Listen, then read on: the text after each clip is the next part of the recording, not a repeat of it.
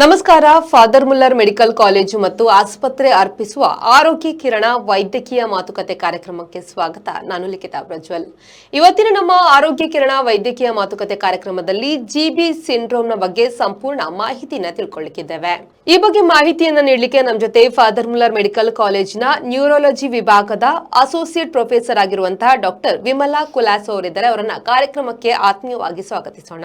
Doctor, ಕಾರ್ಯಕ್ರಮಕ್ಕೆ ಆತ್ಮೀಯ ಸ್ವಾಗತ. ಡಾಕ್ಟರ್, ಈಗ ಮೊದಲನೇದಾಗಿ ಜಿಬಿ ಸಿಂಡ್ರೋಮ್ ಅಂದ್ರೆ ಏನು ಅಂತ? ಸೊ ಆಕ್ಚುಲಿ ಇದು ಸ್ವಲ್ಪ ಅಪರೂಪದ ಕಾಯಿಲೆ. ಬಟ್ ಇತ್ತೀಚೆಗೆ ಐ ಥಿಂಕ್ ನೀವು ಕೇಳಿರ್ಬಹುದು, ಪುಣೆಯಲ್ಲಿ ಸ್ವಲ್ಪ ಔಟ್ಬ್ರೇಕ್ ತರ ಆಗಿ ಸುಮಾರು ಕೇಸಸ್ ಆಗಿತ್ತು. ಸೊ ಇನ್ ಜನರಲ್ ನಾವು ನ್ಯೂರೋಪತಿ ಅಂತ ಕೇಳಿರ್ಬೋದು, maybe in the context of diabetes. ಅದು ನಿಧಾನ ಟೈಮಲ್ಲಿ ತಿಂಗಳು ವರ್ಷಗಳಿಗೆ ಆಗುವಂಥ ಕಾಯಿಲೆ. ಜಿಬಿ ಸಿಂಡ್ರೋಮ್ ಒಂದು ಅಕ್ಯೂಟ್ ಕಾಯಿಲೆ, ಅಂದರೆ 4 ವಾರದ ಒಳಗೆ ಸಂಪೂರ್ಣ ದೇಹ ಪ್ಯಾರಾಲಿಸಿಸ್ ಆಗುವ ರಿಸ್ಕ್ ಇರುವಂತಹ ಕಾಯಿಲೆ ಇದು. ಸೊ ಬೇಸಿಕ್ಲಿ ಇದು ಒಂದು ಆಟೋ ಇಮ್ಯೂನ್ ಕಾಯಿಲೆ. ನಾವು ಎಕ್ಸ್ಪ್ಲೇನ್ ಮಾಡಲಿಕ್ಕೆ ನರ ಎಲರ್ಜಿ ಕಾಯಿಲೆ ಅಂತ ಹೇಳ್ತೀವಿ. ಸೊ ಏನೋ ಒಂದು ಚಿಕ್ಕ ಪುಟ್ಟ ಇನ್ಫೆಕ್ಷನ್ ಬಂದು ಹೋಗಿರ್ತದೆ. ಇನ್ಫೆಕ್ಷನಿಂದ ಡೈರೆಕ್ಟ್ ಕಾರಣದಿಂದಲ್ಲ, ಬಟ್ ನಮ್ಮ ರೋಗ ನಿರೋಧಕ ಶಕ್ತಿ ಏನೋ ಟ್ರಿಗರ್ ಆಗಿ ನಮ್ಮ ನರವನ್ನೇ ಅಟ್ಯಾಕ್ ಮಾಡ್ತದೆ. ಸೊ ಈ ರೋಗಕ್ಕೆ ನಾವು ಜಿಬಿ ಸಿಂಡ್ರೋಮ್ ಅಂತ ಹೇಳ್ತೀವಿ. ಇದೀಗ ನರಮಂಡಲದ ಮೇಲೆ ಹೇಗೆ ಪ್ರಭಾವ ಬೀರುತ್ತದೆ ಅಂತ? ಸೊ ನಮ್ಮ ಸಿಂಪಲ್ ಆಗಿ ಹೇಳ್ಬೇಕಂದ್ರೆ, ನಮ್ಮ ನರ ಒಂದು ನಮ್ಮ ಇಲೆಕ್ಟ್ರಿಕ್ ವೈರಿಗೆ ನಾವು ಕಂಪೇರ್ ಮಾಡಬಹುದು. ಸೊ ಈ ಇಲೆಕ್ಟ್ರಿಕ್ ವೈರಿಗೆ ಹೇಗೆ ಹೊರಗೆ ಇನ್ಸುಲೇಷನ್ ಇದೆ ಅಲ್ಲ, ಪ್ಲಾಸ್ಟಿಕ್ ವೈರ್, ಪ್ಲಾಸ್ಟಿಕ್ ಕವರಿಂಗ್ ಥರ, ಆ ಥರ ಇದೆ. ಸೊ ಈ ನಮ್ಮ ಯಾವುದೇ ಒಂದು ಇನ್ಫೆಕ್ಷನ್ ಬಂದು ನಮ್ಮ ಇದನ್ನು ಟ್ರಿಗರ್ ಮಾಡ್ತದಲ್ಲ, ಅದು ಒಂದು ಆಂಟಿಬಾಡಿ ಅಂಶವನ್ನು ಉತ್ಪಾದನೆ ಮಾಡ್ತದೆ. ಈ ಆಂಟಿಬಾಡಿ ಅಂಶ ಹೋಗಿ ನರವನ್ನು ಅಟ್ಯಾಕ್ ಮಾಡ್ತದೆ. ಸೊ ಇದರಲ್ಲಿ 2 ಥರ ಇರಬಹುದು. ಒಂದು, ಅದು ಕವರ್ ಮಾತ್ರ ಅಟ್ಯಾಕ್ ಮಾಡಿರಬಹುದು, ಇಲ್ಲ ಒಳಗಿರುವ ನರವನ್ನೇ ಅಟ್ಯಾಕ್ ಮಾಡಬಹುದು. ಸೊ ಇದು ಯಾವ ಥರ ಅಟ್ಯಾಕ್ ಮಾಡ್ತದೆ ಅದರ ಬೇಸಿಸ್ ಮೇಲೆ ನಮ್ಮ ಇದು ಮ್ಯಾನಿಫೆಸ್ಟೇಷನ್ಸ್ ಅಂದರೆ ಕ್ಲಿನಿಕಲ್ ಫೀಚರ್ಸ್ ವೇರಿಯೇಷನ್ ಆಗ್ತದೆ. ಇನ್ ಜನರಲ್ ಲೈಕ್ ಸಮೇಷನ್ ಆಗಿ ಹೇಳಬೇಕಂದ್ರೆ, ನರಕ್ಕೆ ಡ್ಯಾಮೇಜ್ ಆಗಿ ನರ ವೀಕ್ನೆಸ್ ಆಗ್ತದೆ. ಓಕೆ, ಈಗ ಈ GPS ನ ಆರಂಭಿಕ ಚಿಹ್ನೆಗಳು ಅಥವಾ ಲಕ್ಷಣಗಳು ಯಾವ ರೀತಿಯಾಗಿದೆ? ಸೊ ಮೋಸ್ಟ್ಲಿ ಏನಾಗ್ತದೆ ಅಂದರೆ, ಇದು ಆ್ಯಕ್ಚುಲಿ ಸಿಂಪ್ಟಮ್ಸ್ ತುಂಬ ವೇರಿಯಬಲ್ ಇರಬಹುದು. ಬಟ್ ಮೋಸ್ಟ್ ಕಾಮನ್ ಆಗಿ ಹೇಗೆ ಬರ್ತದೆ ಅಂದರೆ, ಕೈ ಕಾಲಲ್ಲಿ ಫಸ್ಟ್ ಜುಮ್ ಥರ ಸ್ಟಾರ್ಟ್ ಆಗೋದು, ಮತ್ತು ಬಲ ಕಮ್ಮಿ ಆಗೋದು. ಸೊ ಇದು ಬಲ ಸ್ಟಾರ್ಟಿಂಗಲ್ಲಿ ತುಂಬ ಚಿಕ್ಕದಾಗಿ ಸ್ಟಾರ್ಟ್ ಆಗ್ತದೆ. ಕೆಲವರಿಗೆ ಜಸ್ಟ್ ಮೆಟ್ಟಲು ಹತ್ತಲಿಕ್ಕೆ ಸ್ಲೈಟ್ ಕಷ್ಟ ಆಗೋದು, ಕೆಲವರಿಗೆ ಕೈ ಮೇಲೆ ಮಾಡಲಿಕ್ಕೆ, ಮೇಲಿಂದ ಏನಾದರೂ ತೆಗಿಲಿಕ್ಕೆ ಕಷ್ಟ ಆಗೋದು, ಕೆಲವರಿಗೆ ಹೊರಗೆ ಏನಾದರೂ ಹಿಡಿಲಿಕ್ಕೆ ಕಷ್ಟ ಆಗೋದು, ಚಪ್ಪಲಿ ಜಾರೋದು, ಆ ಥರ. ಸ್ಟಾರ್ಟಿಂಗಲ್ಲಿ ಅದು ಇಷ್ಟು ಮೈಲ್ಡ್ ಇರ್ಬೋದು ದಟ್ ಅದನ್ನು ನಾವು ಇಗ್ನೋರ್ ಕೂಡ ಮಾಡ್ಬೋದು, ಅಷ್ಟು ಮೈಲ್ಡ್ ಇರ್ತದೆ. ಅದರ ಜೊತೆ ಕೆಲವೊಮ್ಮೆ ಮೈ ಕೈ ನೋವುಗಳು, ವೆರಿ ನಾನ್ ಸ್ಪೆಸಿಫಿಕ್ ಸಿಂಪ್ಟಮ್ಸ್ಗಳು ಬರ್ತದೆ. ಬಟ್ ಗೊತ್ತಾಗ್ತದೆ, ಯಾಕೆಂದರೆ ಚೆನ್ನಾಗಿ ಓಡುವವರು ಸಡನ್ಲಿ ಏನಾದರೂ ಸುಸ್ತಾಗಿ ಸ್ಪೆಸಿಫಿಕ್ ಆಗಿ ಒಂದು ಏನೋ ಬಲ ಕಮ್ಮಿ ಆದರೆ ಇದರ ಲಕ್ಷಣ ಇರಬಹುದು. ರೇರ್ ಆಗಿ ಕೆಲವರಿಗೆ ಇದು ಮೋಸ್ಟ್ ಕಾಮನ್, ಒಂದು 80% ಹೀಗೆ ಬರ್ತದೆ. ವೆರಿ ಅನ್ಕಾಮನ್ಲಿ ಜಸ್ಟ್ ಸ್ವರ ಬದಲಾವಣೆ ಆಗೋದು, ಅಥವಾ ನೀರು ಕುಡಿಯುವಾಗ ನೆತ್ತಿಗಿರೋದು, ಕಣ್ಣು ಮುಚ್ಚುವಾಗ 2 ಕಣ್ಣು ಮುಚ್ಚಲಿಕ್ಕೆ ಕಷ್ಟ ಆಗೋದು. ನೀವು ಬೆಲ್ಸ್ ಪ್ಯಾಲ್ಸಿ ಅಂತ ಕೇಳಿರ್ಬೋದು, ಅದು ಒಂದೇ ಸೈಡ್ ಮುಖದ ನರಕ್ಕೆ ಎಫೆಕ್ಟ್ ಆಗ್ತದೆ. ಈ ರೋಗದಲ್ಲಿ ಕೆಲವೊಮ್ಮೆ 2 ಸೈಡ್ ಮುಖ ಎಫೆಕ್ಟ್ ಆಗ್ಬೋದು ಆ್ಯಂಡ್ ಕಣ್ಣು ಮುಚ್ಚುವಾಗ ರೆಪ್ಪೆ ಮೇಲಾಗಬಹುದು. ಸೊ ಈ ಥರ ರೇರ್ ಆಗಿ ಕೂಡ ಪ್ರೆಸೆಂಟ್ ಆಗಬಹುದು. ಬಟ್ ಇನ್ ಜನರಲ್ ಪ್ರೆಸೆಂಟ್ ಆಗುವಾಗ ನೋಡಿ, ನಾವು ಪಕ್ಷಪಾತ, ಸ್ಟ್ರೋಕ್ ಎಲ್ಲ ಹೇಳುವಾಗ ಒಂದು ಸೈಡ್ ಎಫೆಕ್ಟ್ ಆಗ್ತದೆ, ಸಡನ್ಲಿ ಆಗ್ತದೆ. ಇದು 2 ಸೈಡ್ ಎಫೆಕ್ಟ್ ಆಗ್ತದೆ. ಮೋಸ್ಟ್ ಕಾಮನ್ಲಿ ಕಾಲಿಂದ ಶುರುವಾಗಿ ನಿಧಾನ ಕೈಗೆ ಇರ್ತದೆ, ಕೆಳಗಿಂದ ಮೇಲೆ ಬರುವಂತದ್ದು. ಬಟ್ ರೇರ್ ಆಗಿ ನಾನು ಹೇಳಿದಲ್ಲ, ಮೇಲಿಂದ ಕೆಳಗೆ ಬರ್ಬೋದು, ಸ್ವರ ಚೇಂಜ್ ಆಗಬಹುದು, ಅದು ಹೆಚ್ಚಾಗಿ ಕೆಳಗಿಂದ ಮೇಲೆ ಬರುವಂತದ್ದು. ಈಗ ಈ ಸೋಂಕುಗಳ ಅಥವಾ ಇನ್ಫೆಕ್ಷನ್ಗಳು ಅಥವಾ ಈ ವ್ಯಾಕ್ಸಿನೇಷನ್ ನಿಂದಾಗಿ ಏನಾದರೂ ಈ ಸಮಸ್ಯೆ ಆಗ್ಬೋದಾ? ನೋಡಿ, ವ್ಯಾಕ್ಸಿನೇಷನ್ ತುಂಬ ರೇರ್ ಆಗಿ ಇದನ್ನು ಟ್ರಿಗರ್ ಆಗ್ಬಹುದು. ಬಟ್ ಮೋಸ್ಟ್ ಕಾಮನ್ಲಿ ಇನ್ಫೆಕ್ಷನ್ ನಂತರ ಇದು ಆಗ್ಬಹುದು. ಈವನ್ ಪುಣೆಯಲ್ಲಿ ಸೊ ಅವರು ತುಂಬ ಕೇಸಸ್ ಬಂದಿತ್ತಲ್ಲ, ಸೊ ನಿಮ್ಹಾನ್ಸ್ ಅವರು ಎಲ್ಲ ಹೋಗಿ ಎಲ್ಲ ಟೆಸ್ಟ್ ಮಾಡಿದ್ರು, ಯಾಕೆ ಈ ಥರ ಸಡನ್ ಆಗಿದೆ ಅಂತ. ಅವರಿಗೆ ಒಂದು ನೀರಲ್ಲಿ ಒಂದು ಕ್ರಿಮಿ ಸಿಕ್ತು, ಒಂದು ಕ್ಯಾಂಪೆಲೋಬ್ಯಾಕ್ಟರ್ ಜೆಜುನಿ ಅಂತ. ಇದು ಜಿಬಿಗೆ ಮೋಸ್ಟ್ ಕಾಮನ್ ಆಗಿ ಕಾಸೇಟಿವ್ ಆರ್ಗ್ಯಾನಿಸಮ್. ಸೊ ಇದು ನೀರಲ್ಲಿ ಸ್ಯಾನಿಟೇಷನ್ ಎಲ್ಲ ಸ್ವಲ್ಪ ಸಮಸ್ಯೆ ಆಗಿ ಬಂದಿದೆ. ಸೊ ಡಿರೆಕ್ಟ್ ಇನ್ಫೆಕ್ಷನ್ ಅಲ್ಲ, ಬಟ್ ಕೆಲವು ಇನ್ಫೆಕ್ಷನಿಂದ ಟ್ರಿಗರ್ ಆಗ್ಬಹುದು. But it is not a direct cause. ಅಂದರೆ ನೋಡಿ, ಇನ್ಫೆಕ್ಷನ್ ಇಂದ ಜ್ವರ ಬರ್ತಿದೆ, ಬೇರೆ ಥರದ ರೋಗ. ಇದು ಇನ್ಫೆಕ್ಷನ್ ಬಂದು ಕ್ಲಿಯರ್ ಆಗ್ತದೆ, ಬಟ್ ನಮ್ಮ ಬಾಡಿ ಏನು ಟ್ರಿಗರ್ ಆಗಿ ನರಕ್ಕೆ ಅಲರ್ಜಿ ಆಗ್ತದೆ. ವ್ಯಾಕ್ಸಿನ್ ಇಂದ ತುಂಬಾ ರೇರ್ ಆಗಿ ಆಗಬಹುದು. ನಾವು ಸ್ವಲ್ಪ ಕೋವಿಡ್ ವ್ಯಾಕ್ಸಿನ್ ಅಲ್ಲಿ ಕೂಡ ನೋಡಿದ್ದೀವಿ. ಬಟ್ ನೀವು ನೋಡ್ಲಿಕ್ಕೆ ಹೋದ್ರೆ ಕೋಟ್ಯಾಂತರ ಜನರಿಗೆ ಕೊಟ್ಟಿದ್ದಾರೆ. ಅದರಲ್ಲಿ 1-2 ಅದು ಸಾಧಾರಣ ಕೂಡ ಬರ್ಬೋದು. ಸೊ ಅದು ನಮ್ಗೆ ಕಾಸ್ ಹೇಳಲಿಕ್ಕೆ ತುಂಬಾ ಕಷ್ಟ. GB ಬರ್ಬೋದು ಅಂತ ಹೇಳಿ ವ್ಯಾಕ್ಸಿನ್ ಅವಾಯ್ಡ್ ಮಾಡೋದ್ರಲ್ಲಿ ಅರ್ಥ ಇಲ್ಲ. ಹೌದು, ಬಟ್ ಏನು ನಮಗೆ ಇನ್ಫೆಕ್ಷನ್ ಈ ತರ poor sanitary conditions, water health, ಅದು ಫುಡ್ ಹೈಜೀನ್ ಅದೆಲ್ಲ ಮೇಂಟೈನ್ ಮಾಡೋದ್ರಲ್ಲಿ ಇಂಡೈರೆಕ್ಟ್ ಆಗಿ ಈ ರೋಗ ಕೂಡ ಪ್ರಿವೆಂಟ್ ಆಗ್ತದೆ. ಈಗ ಈ ಒಂದು GBS ಅಥವಾ GB ಸಿಂಡ್ರೋಮ್ ಅನ್ನುವಂಥದ್ದು ಸಾಂಕ್ರಾಮಿಕ ರೋಗನ, ಅಂದ್ರೆ ಒಬ್ರಿಗೊಬ್ರು ಹರಡ್ತದ? ಇಲ್ಲ, ಅದು ಒಂದು ತಪ್ಪಾಗಿ ತಿಳ್ಕೊಂಡಿದ್ದಾರೆ. ಈ ರೋಗ ಡೈರೆಕ್ಟ್ ಹರಡುದಿಲ್ಲ. ಇನ್ಫೆಕ್ಷನ್ ಹರಡಬಹುದು, ಅದು ನೀರಿಂದಾಗಿ, ಅದು ಬೇರೆನೆ. ಬಟ್ GB ರೋಗ ಹರಡುದಿಲ್ಲ. ಅದು ಒಂದು ಜನರಿಗೆ ಆದ್ರೆ ಅಲ್ಲೇ ಉಳಿತದೆ. ಈಗ ಈ GBS ಅನ್ನುವಂಥದ್ದು ಹೇಗೆ ಹೆಚ್ಚಾಗ್ತದೆ, ಅಥವಾ ಅದು ಆ ರೋಗ ಲಕ್ಷಣಗಳು ಜಾಸ್ತಿ ಹೇಗಾಗ್ತದೆ? ಈ ಟ್ರೀಟ್ಮೆಂಟ್ ತಗೊಳ್ಳದೆ ಇದ್ರೆ ತುಂಬಾ ಜನ ಇಂಥ ಕಾಯಿಲೆಗಳನ್ನೇನೋ ನೆಗ್ಲೆಕ್ಟ್ ಮಾಡುವಂಥದ್ದು, ಅಥವಾ ಅವನೇನೋ ಮನೆ ಮದ್ದುಗಳನ್ನ ತಗೊಳ್ಳುವಂಥದ್ದು, ಮೂಢನಂಬಿಕೆ ಆ ರೀತಿ ಇರ್ತದೆ. ಒಂದು ವೇಳೆ ಅವರು ಮೆಡಿಸಿನ್ ಟ್ರೀಟ್ಮೆಂಟ್ ತಗೊಳ್ಳದಿದ್ರೆ ಏನಾಗ್ಬೋದು ಅಂತ? ಸೊ ನಾನು ಹೇಳಿದಲ್ಲ, ಈ ಆಕ್ಚುಲಿ GB ನಾವು ನೋಡ್ಲಿಕ್ಕೆ ಹೋದ್ರೆ ತುಂಬಾ ವೇರಿಯಬಲ್ ಸಿವಿಯರಿಟಿ ಇರ್ತದೆ. ಕೆಲವರಿಗೆ ತುಂಬಾ ಮೈಲ್ಡ್ ಆಗಿ ತನ್ನಷ್ಟಕ್ಕೆ ಕ್ಲಿಯರ್ ಆಗ್ತದೆ. ಬಟ್ ಕೆಲವರಿಗೆ ಕಾಲಿಂದ ಏರಿ ಕೈಗೆ ಬಂದು ಶ್ವಾಸಕೋಶದ ನರಕ್ಕೆ ಎಫೆಕ್ಟ್ ಆಗುವ ರಿಸ್ಕ್ ಇರ್ತದೆ. BP ನರಗಳು ಎಫೆಕ್ಟ್ ಆಗುವ ರಿಸ್ಕ್ ಇರ್ತದೆ. ಆ್ಯಂಡ್ ಎಸ್ಪೆಷಲಿ ಮೇಲಿಂದ ಸ್ಟಾರ್ಟ್ ಆಗುವವರಿಗೆ ನುಂಗುವ ನರ ಎಲ್ಲ ಎಫೆಕ್ಟ್ ಆದರೆ ಮತ್ತೆ ಆಸ್ಪಿರೇಷನ್ ಆಗಿ ನಿಮೋನಿಯಾ ಎಲ್ಲ ಆಗುವ ರಿಸ್ಕ್ ಇರ್ತದೆ. ಸೊ ಇಂಥ ಪೇಷಂಟ್ಸಲ್ಲಿ ಜೀವ ಅಪಾಯ ಕೂಡ ಆಗಬಹುದು. ಸೊ ಇಂಥ ಕೇಸಸ್ ನಾವು ಫಸ್ಟ್ ಆಫ್ ಆಲ್ ಡಯಾಗ್ನೋಸ್ ಮಾಡಿದ ಕೂಡಲೇ ನಾವು ಅಡ್ಮಿಟ್ ಮಾಡಿ ಕ್ಲೋಸ್ ಆಗಿ ಅಬ್ಸರ್ವ್ ಮಾಡ್ತೀವಿ. ಜಾಸ್ತಿ ಆಗುವ ಗತಿ ತುಂಬ ಶೀಘ್ರ ಇದ್ದರೆ, ತನ್ನಷ್ಟಕ್ಕೆ ನಡಿಲಿಕ್ಕೆ ಆಗದಿದ್ದರೆ, ಶ್ವಾಸಕೋಶ ನರ ಏನಾದರೂ ಎಫೆಕ್ಟ್ ಕಂಡು ಬಂದರೆ, BP ವೇರಿಯೇಷನ್ ಆ ಥರ ಏನಾದರೂ ಕಂಡು ಬಂದರೆ ಕೂಡಲೇ ನಾವು ಚಿಕಿತ್ಸೆ ಸ್ಟಾರ್ಟ್ ಮಾಡ್ತೀವಿ. ಓಕೆ, ಸೊ ಚಿಕಿತ್ಸೆಯಲ್ಲಿ ನಾವು IVIG, ಪ್ಲಾಸ್ಮಾ ಫೆರೆಸಿಸ್ ಅಂತ 2 ಇದೆ. ಚಿಕಿತ್ಸೆ ಕೊಡದಿದ್ದರೆ ಇಂತಹ ಪೇಷಂಟ್ಸಲ್ಲಿ ಜಾಸ್ತಿ ಆಗಿ ಎಸ್ಪೆಷಲಿ ಶ್ವಾಸಕೋಶ ನರ BPಗೆಲ್ಲ ಎಫೆಕ್ಟ್ ಆದರೆ ಜೀವ ಅಪಾಯ ಕೂಡ ಆಗಬಹುದು. ಸೊ ಆ ಪಾಯಿಂಟಲ್ಲಿ ಚಿಕಿತ್ಸೆ ನಾವು ಕೊಡಲೇಬೇಕು. ಇನ್ಫ್ಯಾಕ್ಟ್ ಇಂತಹ ರೋಗದಲ್ಲಿ ಚಿಕ್ಕ ಪರ್ಸೆಂಟ್ ಇದೆ, ಒಂದು 1% to 3%, ಅವರು ಟ್ರೀಟ್ಮೆಂಟ್ ಕೊಟ್ಟರು ಕೂಡ ಜಾಸ್ತಿ ಆಗ್ತಾರೆ.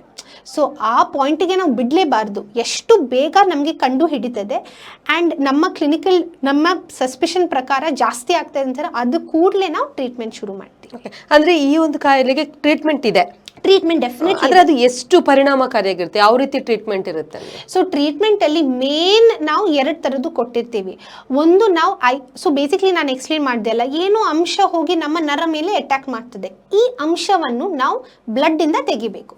ಸೊ ಇದು ನಾವು 2 ಮೂಲಕ ತೆಗಿಬಹುದು. ಒಂದು ಡಯಾಲಿಸಿಸ್ ಥರ, ಡಯಾಲಿಸಿಸ್ ಅಲ್ಲ, ನಾವು ಪ್ಲಾಸ್ಮಾ ಫೆರೆಸಿಸ್ ಅಂತ ಹೇಳ್ತೀವಿ. ಬ್ಲಡ್ ಮಿಷಿನ್ ಮೂಲಕ ಕಳಿಸಿ ಆ ಅಂಶವನ್ನು ತೆಗೆಯೋದು, ಇದು ಒಂದು ಆಪ್ಷನ್. ಇನ್ನೊಂದು ಆಪ್ಷನ್ IV ಇಮ್ಯುನೋಗ್ಲೋಬುಲಿನ್ ಅಂತ. ಇದು ನಾವು 5 ಡೇಸ್ ಓವರ್ 5 ಡೇಸ್ ಇಂಜೆಕ್ಷನ್ ಕೊಟ್ಟಿರ್ತೀವಿ. 2ಕ್ಕೂ ಕಾಸ್ಟ್ ಇದೆ. ಬಟ್ ಈಗ ಇತ್ತೀಚೆಗೆ ನಮ್ಮ ಸರ್ಕಾರಿ ಸ್ಕೀಮ್ಸಲ್ಲೆಲ್ಲ ಸ್ವಲ್ಪ ಕವರ್ ಆಗ್ತದೆ. This is the main treatment. ಅದರ ಜೊತೆ ನೋಡಿ, ಶ್ವಾಸಕೋಶ ನರ ಎಫೆಕ್ಟ್ ಆಯಿತು, ಕೆಲವರಿಗೆ ತಾತ್ಕಾಲಿಕವಾಗಿ ತಮ್ಮಷ್ಟಕ್ಕೆ ಶ್ವಾಸ ಮಾಡಲಿಕ್ಕೆ ಆಗೋದಿಲ್ಲ, ಅವರಿಗೆ ವೆಂಟಿಲೇಟರ್ ಬೇಕಾಗ್ಬೋದು. BP ವೇರಿಯೇಷನ್ ಆಗಿ BP ಕೆಳಗೆ ಆದರೆ ಮೇಲೆ ಆದರೆ ಅದಕ್ಕೆ ಇಂಜೆಕ್ಷನ್ ಬೇಕಾಗ್ಬೋದು. ಕಾಲು ತುಂಬ ವೀಕ್ ಆಗಿ ಕಾಲಿನ ರಕ್ತನಾಳಗಳಲ್ಲಿ ರಕ್ತ ಹೆಪ್ಪುಗಟ್ಟಬಾರ್ದಂತ ಅಲ್ಲಿ ರಕ್ತ ತೆಳು ಮಾಡಲಿಕ್ಕೆ ಇಂಜೆಕ್ಷನ್ ಇರ್ಬೋದು. ಇದೆಲ್ಲ ಕ್ರಿಟಿಕಲ್ ಸ್ಟೇಜ್ ಮುಗಿದ ನಂತರ ಕೆಲವರಿಗೆ ಇನ್ನೂ ಸ್ವಲ್ಪ ಪ್ಯಾರಾಲಿಸಿಸ್ ಥರ ಉಳ್ಕೊಳ್ತದೆ, ಅವರಿಗೆ ಕ್ಲೋಸ್ ನ್ಯೂರೋ ರಿಹ್ಯಾಬಿಲಿಟೇಷನ್, ಫಿಸಿಯೋಥೆರಪಿ ಎಲ್ಲ ಬೇಕಾಗ್ತದೆ. So it is a multi disciplinary.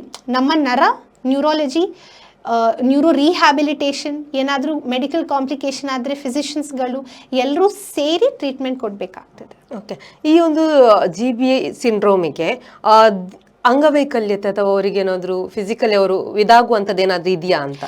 Rare ಆಗಿ ನೋಡಿ, ಹೆಚ್ಚಿನ ಅಂಶ ಪೇಷಂಟ್ 100ಕ್ಕೆ 100 ರಿಕವರಿ ಆಗ್ತದೆ. ಬಟ್ ರೇರ್ ಆಗಿ ಲೆಟ್ಸ್ ಸೇ 5% ಸ್ವಲ್ಪ ರೆಸಿಡ್ಯುವಲ್ ಡಿಸೆಬಿಲಿಟಿ ಉಳಿತದೆ. ಅದು ನಮಗೆ ಸ್ಟಾರ್ಟಿಂಗಲ್ಲಿ ಪ್ರಿಡಿಕ್ಟ್ ಮಾಡಿ ಕಷ್ಟ. ಬಟ್ ಬೇಗ ಟ್ರೀಟ್ಮೆಂಟ್ ಕೊಟ್ಟು ಒಳ್ಳೆ ನ್ಯೂರೋ ರಿಹ್ಯಾಬಿಲಿಟೇಷನ್ ಎಲ್ಲ ಕೊಟ್ಟರೆ ಹೆಚ್ಚಿನ ಅಂಶ ಒಳ್ಳೆ ಆಗ್ತದೆ. ಏನು ಅಂಗವೈಕಲ್ಯತೆ ಆಗುದಿಲ್ಲ ಅಂತ? ಹೆಚ್ಚಿನ ಅಂಶ, ರೇರ್ ಆಗಿ ಚಿಕ್ಕ ಪರ್ಸೆಂಟೇಜ್ ಅಲ್ಲಿ ಆಗಬಹುದು. ಓಕೆ ಡಾಕ್ಟರ್, ಈ ವಿಷಯದ ಬಗ್ಗೆ ಇನ್ನಷ್ಟು ಮಾಹಿತಿನ ತಿಳ್ಕೊಳ್ಳೋಣ. ಒಂದು ಬ್ರೇಕ್ ಅನ್ನು ತಗೊಂಡು ಕಂಟಿನ್ಯೂ ಮಾಡಿ. ಆರೋಗ್ಯ ಕಿರಣ ವೈದ್ಯಕೀಯ ಮಾತುಕತೆ ಕಾರ್ಯಕ್ರಮದಲ್ಲಿ ಪುಟ್ಟ ವಿರಾಮ.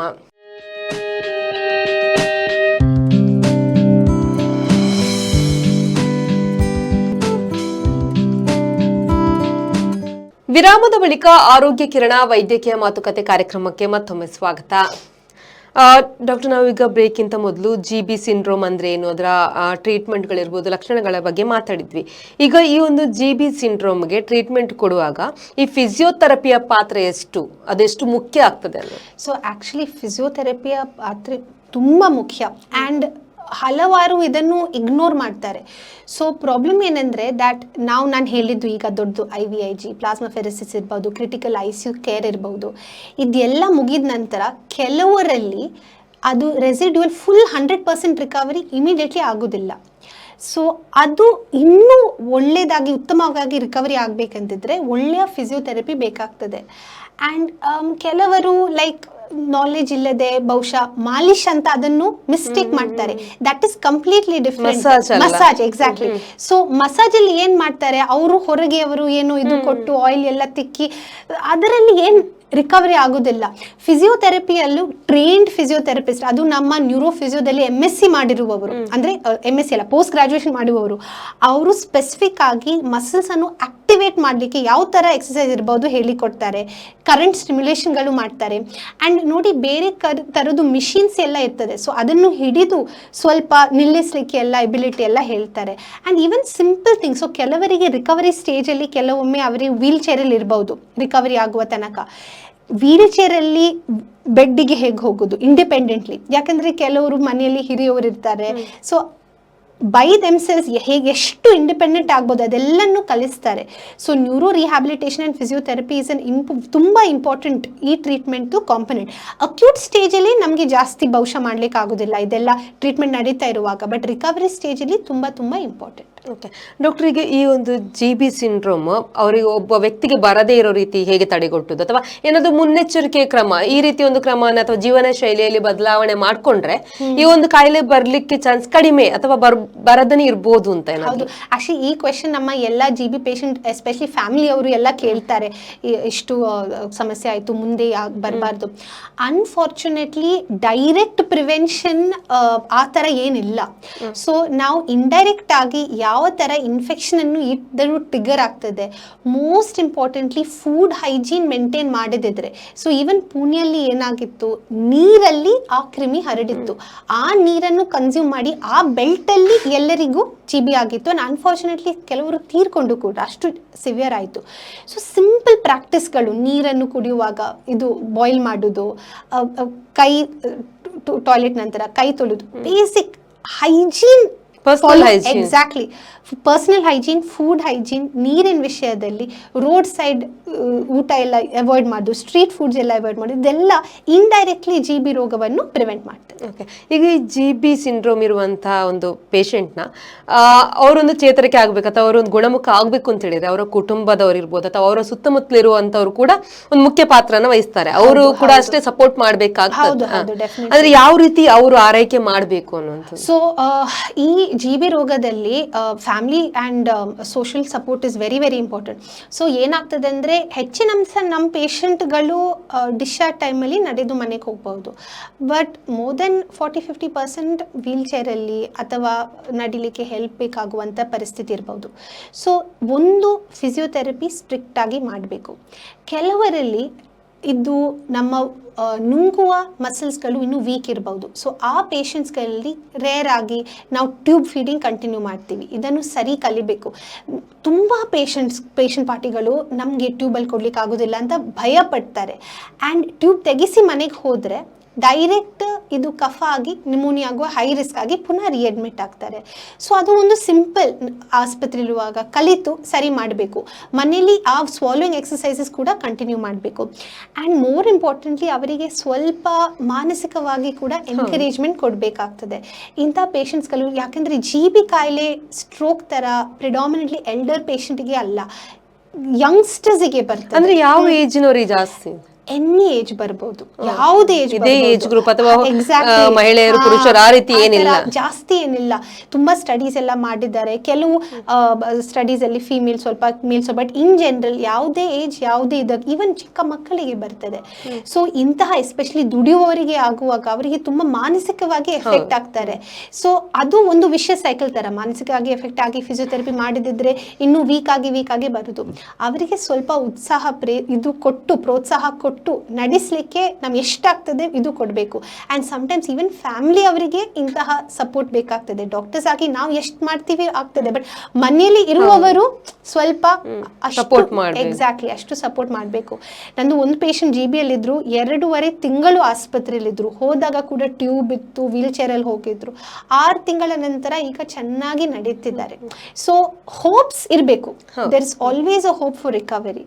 ಆ್ಯಂಡ್ ಫಿಸಿಯೋ, ಮದ್ದು, ಟ್ಯೂಬ್ ಫೀಡಿಂಗ್, ಸ್ಪೀಚ್ ಫಿಸಿಯೋ ಎಲ್ಲ ಕಂಟಿನ್ಯೂ ಮಾಡಬೇಕು. That is the main thing. ಅಂದ್ರೆ ಅವರಲ್ಲಿ ಕೂಡ ಕಾನ್ಫಿಡೆನ್ಸ್ ಇರಬೇಕು, ನಾನು ಸರಿ ಆಗ್ತೇನೆ ಆಗ್ಬೇಕು ಅನ್ನೋದು. ಮನೆಯವರು ಕೂಡ ಅಷ್ಟೇ ಸಪೋರ್ಟ್ ಮಾಡಬೇಕು ಅನ್ನೋದು. ಈಗ ಒಬ್ಬ ಪೇಷಂಟ್ ಗೆ ಎಷ್ಟು ಟೈಮ್ ಬೇಕಾಗಬಹುದು ರಿಕವರಿ ಟೈಮ್? ಸೊ ಅದು ರಿಕವರಿ ಟೈಮ್ ತುಂಬಾ ವೇರಿಯೇಬಲ್ ಆಗ್ತದೆ. ಹೆಚ್ಚಿನ ಅಂಶ ರಿಕವರಿ 2-3 ತಿಂಗಳದೊಳಗೆ ಆಗ್ತದೆ, ಬಟ್ ಕೆಲವರಿಗೆ 6 ತಿಂಗಳು ತನಕ, ಒಂದು ಪೇಷಂಟ್ ನಾನು ನೋಡ್ತೀನಿ 1 ವರ್ಷ ತನಕ ನಿಧಾನ ರಿಕವರಿ ಆಗ್ತಿದೆ. ರೇರ್ ಆಗಿ ಕೆಲವೊಮ್ಮೆ 3 ತಿಂಗಳ ನಂತರ ಕೂಡ ಪುನಃ ಜಾಸ್ತಿ ಆದರೆ, ಮತ್ತು ಒಂದು GB ಇದು acute short term, long term ಬೇರೆ ಕಾಯಿಲೆ CIDP ಥರ ಕೂಡ ಇರ್ಬೋದು. ಸೊ ಅಕಸ್ಮಾತ್ ಇಂಪ್ರೂವ್ಮೆಂಟ್ ಆದ ನಂತರ ಪುನಃ ಡೌನ್ ಆದರೆ ಮತ್ತೆ ಬೇರೆ ಥರದ ಆಟೋಇಮ್ಯೂನ್ ರೋಗ ಇರಬಹುದು, ಅದಕ್ಕೆ ಬೇರೆನೇ ಟ್ರೀಟ್ಮೆಂಟ್ ಇದೆ, ಅದು ಬೇರೆ. ಬಟ್ GB ಇನ್ ಜನರಲ್ 6 ತಿಂಗಳೊಳಗೆ ಮ್ಯಾಕ್ಸಿಮಮ್ ರಿಕವರಿ ಆಗ್ತದೆ. ಈಗ ಒಂದ್ಸಲ GB ಸಿಂಡ್ರೋಮ್ ಬಂದು ಕಂಪ್ಲೀಟ್ ಆಗಿ ಗುಣ ಆದ್ಮೇಲೆ ಮತ್ತೆ ಅದೇ ವ್ಯಕ್ತಿಗೆ ಅದೇ ಕಾಯಿಲೆ ಬರ್ಬೋದಾ? ಅದು ಕೂಡ ಹಲವಾರು ಕೇಳ್ತಾರೆ. 3% ತನಕ ಬರ್ಲಿಕ್ಕೆ ಚಾನ್ಸ್ ಇದೆ. ಸೊ ಫಾರ್ 100 ಮಂದಿಯಲ್ಲಿ ಅಪ್ ಟು 3% ಪುನಃ ಬರುವ ತುಂಬಾ ಕಮ್ಮಿ. ನಾವು ಇಷ್ಟು ಪೇಷಂಟ್ಸ್ ನೋಡಿದರಲ್ಲಿ ಹಾರ್ಡ್ಲಿ ಪುನಃ ಬಂದವರು ನಾನು ಇಷ್ಟು ಕೆಲಸ ಮಾಡಿದಲ್ಲಿ ಮೇ ಬಿ 4-5 ಮಂದಿ ಬಂದಿದ್ದಾರೆ. ತುಂಬಾ ಕಡಿಮೆ ಚಾನ್ಸಸ್ ಇದೆ, ಬಟ್ ಕಮ್ಮಿ. ಬಟ್ ಅದೇ ಮನಸ್ಸಲ್ಲಿ ಇಟ್ಕೊಂಡ್ರೆ ಮತ್ತೆ ಅವರ ಮೇಲೂ ಡಿಪೆಂಡ್ ಆಗಿರುತ್ತೆ, ಅವರು ಅದನ್ನ ಜಾಗ್ರತೆ ಮಾಡಬೇಕು. ಹೌದು. ಓಕೆ ಡಾಕ್ಟರ್, ಇಷ್ಟೊತ್ತು ನಮ್ಮ ಜೊತೆ ಕೂತ್ಕೊಂಡು ಅಂದ್ರೆ GB ಸಿಂಡ್ರೋಮ್ ಅಂತ ತುಂಬಾ ಜನರಿಗೆ ಇದ್ರ ಬಗ್ಗೆ ಮಾಹಿತಿ ಗೊತ್ತಿರೋದಿಲ್ಲ. ಸ್ಟ್ರೋಕ್ ಬಗ್ಗೆ ಹೆದರ್ತಾರೆ, ಸ್ಟ್ರೋಕ್ ಬಗ್ಗೆ ಗೊತ್ತಿರುತ್ತೆ ಅಥವಾ ಬೇರೆ ಕಾಯಿಲೆ ಬಗ್ಗೆ ಗೊತ್ತಿರ್ತದೆ, ಆದ್ರೆ ಈ GB ಸಿಂಡ್ರೋಮ್ ಅಂದ್ರೆ ಏನು ಅನ್ನುವಂಥದ್ದೊಂದು ಪ್ರಶ್ನೆಗಳು ಇರ್ತದೆ. ಅಂತವರಿಗೆ ತುಂಬಾ ಸುಲಭವಾಗಿ ಅಂದ್ರೆ ಯಾವ ರೀತಿ ಕಾಯಿಲೆ ಬರ್ಬೋದು ಅಥವಾ ಯಾವ ರೀತಿ ಗುಣಪಡಿಸಬಹುದು, ಅಂದ್ರೆ ಎಷ್ಟು ಬೇಗ ಗುಣಪಡಿಸಬಹುದು ಅನ್ನೋದನ್ನ ತುಂಬಾ ಚೆನ್ನಾಗಿ ಹೇಳ್ಕೊಟ್ಟಿದ್ದಕ್ಕೆ ಧನ್ಯವಾದಗಳು. Thank you. ನೋಡಿದ್ರಲ್ಲ ವೀಕ್ಷಕರೇ, ಇಷ್ಟೊತ್ತು GB ಸಿಂಡ್ರೋಮ್ನ ಬಗ್ಗೆ ಆರೋಗ್ಯ ಕಿರಣ ವೈದ್ಯಕೀಯ ಮಾತುಕತೆ ಕಾರ್ಯಕ್ರಮದಲ್ಲಿ ತಿಳ್ಕೊಂಡ್ವಿ. ಮುಂದಿನ ಆರೋಗ್ಯ ಕಿರಣ ವೈದ್ಯಕೀಯ ಮಾತುಕತೆ ಕಾರ್ಯಕ್ರಮದಲ್ಲಿ ಮತ್ತೊಬ್ಬ ವೈದ್ಯರೊಂದಿಗೆ ಭೇಟಿ ಆಗ್ತೀನಿ. ಅಲ್ಲಿವರೆಗೂ ನಿರಂತರ ಸುದ್ದಿ ಮತ್ತು ಮನರಂಜನೆಗಾಗಿ ನೋಡ್ತಾ ಇರಿ V4 ನ್ಯೂಸ್.